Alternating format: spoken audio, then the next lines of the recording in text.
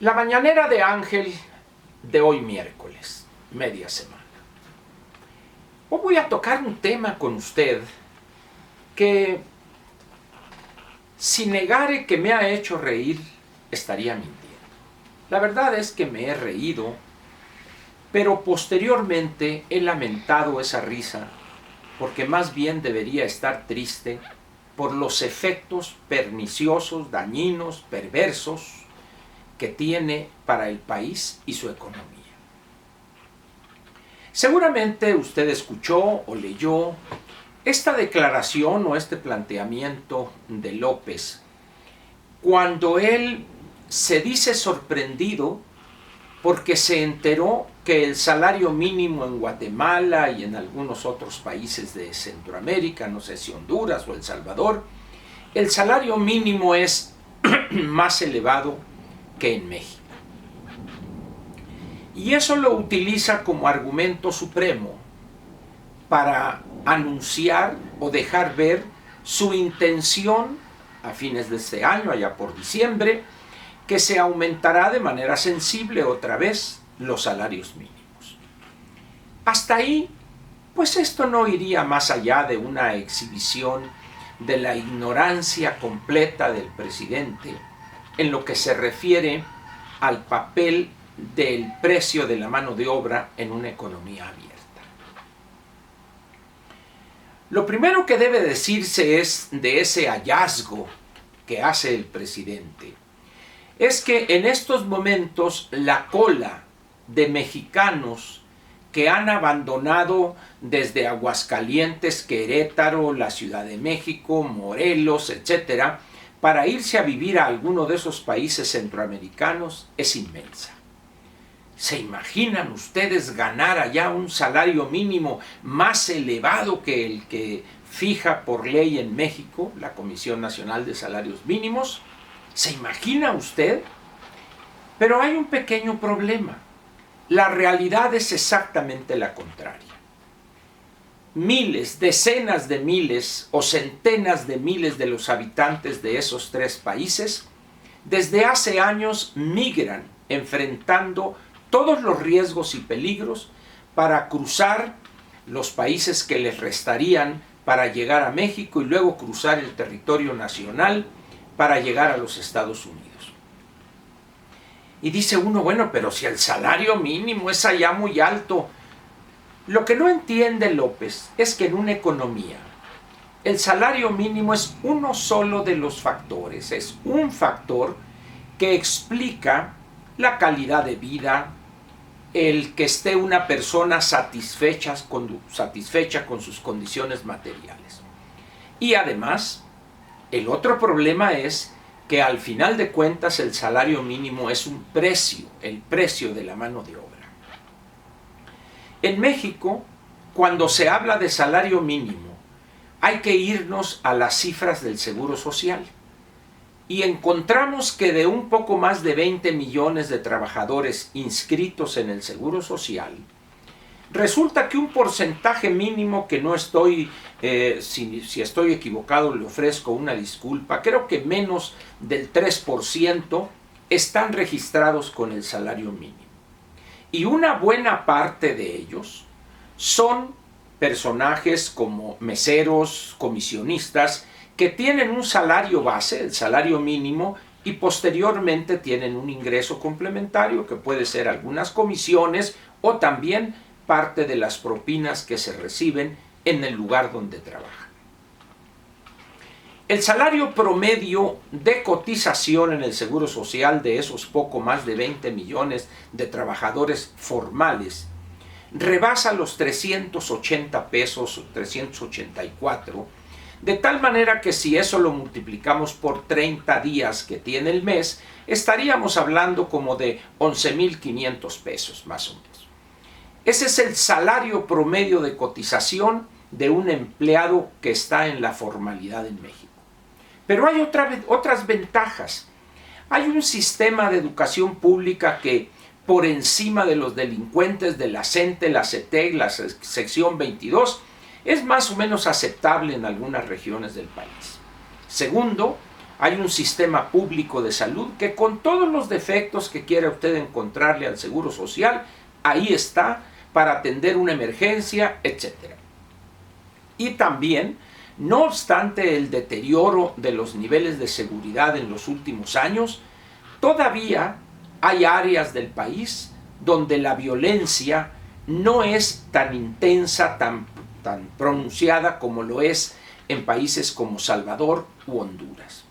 De tal manera, pues, que si el presidente va a ordenar elevar los salarios mínimos porque en Guatemala o en Salvador o en Honduras son más elevados que aquí, una vez más demuestra su ignorancia completa, no solo en materia de economía, sino también de geografía económica. Y esto me lleva, como dicen ahora, a una reflexión. No, simplemente es una opinión.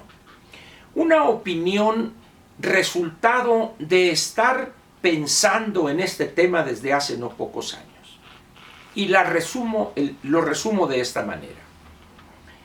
¿Quién hace más daño a un país? Específicamente, ¿quién le hace y le hará y le ha hecho más daño a este país y a su economía?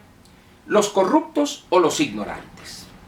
Y uso ignorantes para no utilizar otra palabra que podría herir la susceptibilidad de algunos oídos castos.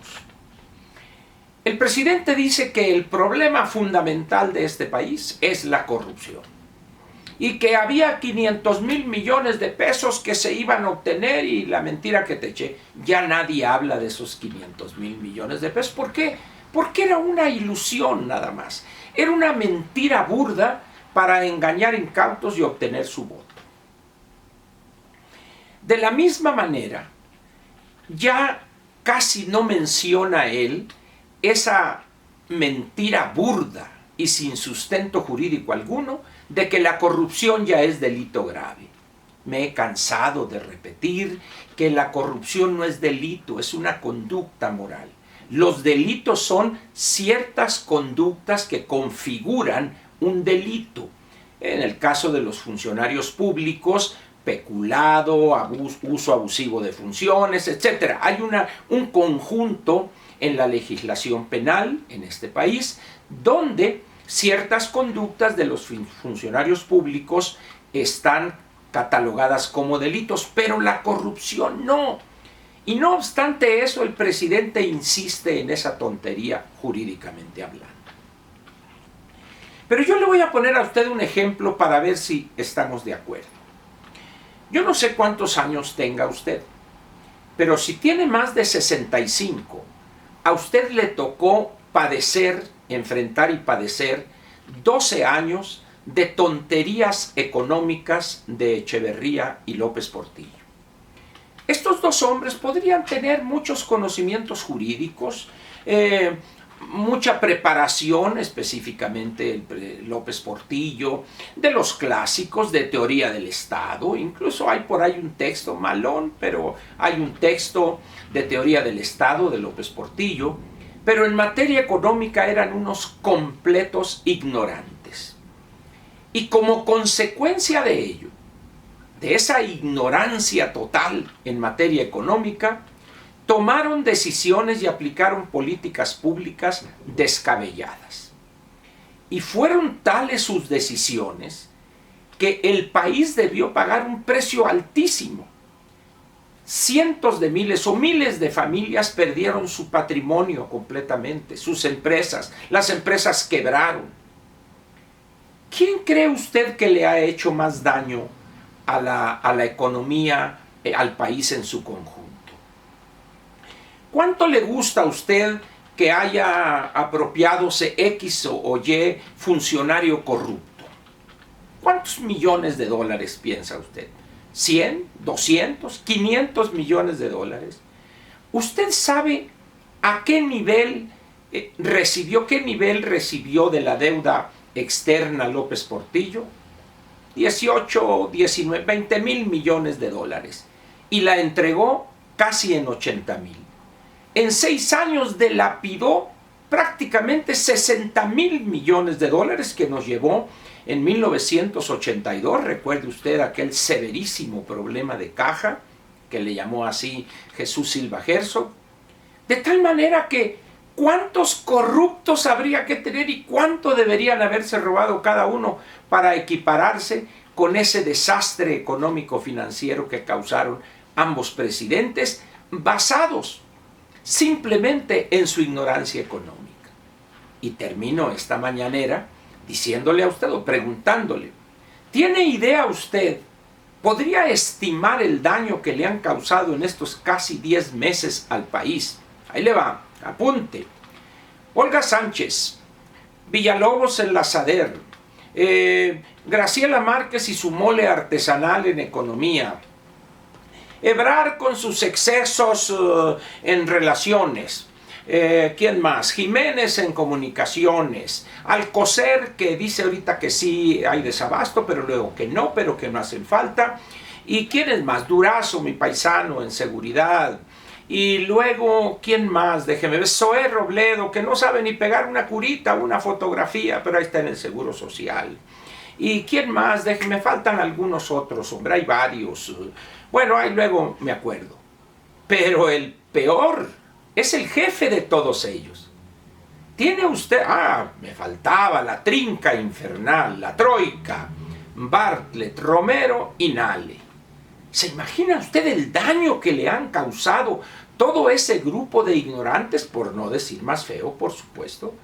Y particularmente el jefe de todos ellos, que justifica sus desatinos y ocurrencias y pésimas decisiones, y me acabo de acordar de otro, de Álvarez al frente del CONACYT, que le ha hecho un daño a la ciencia, a la investigación científica en México, que nadie imaginaba hace unos cuantos meses.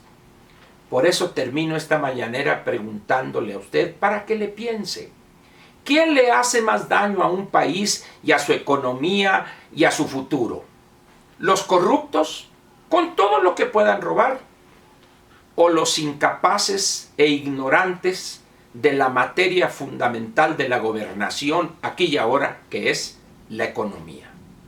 Responda usted, deje usted las filias y que le haga usted a la 4T o lo que sea, pero piense objetivamente, objetivamente, y llegará a la conclusión a la que yo he llegado desde hace algún tiempo. Causan más daño los ignorantes, los incapaces, que los corruptos. Espero que coincidamos. Si no, bienvenida sea la diferencia. Nos vemos mañana en la mañanera de Ángel del jueves. Gracias.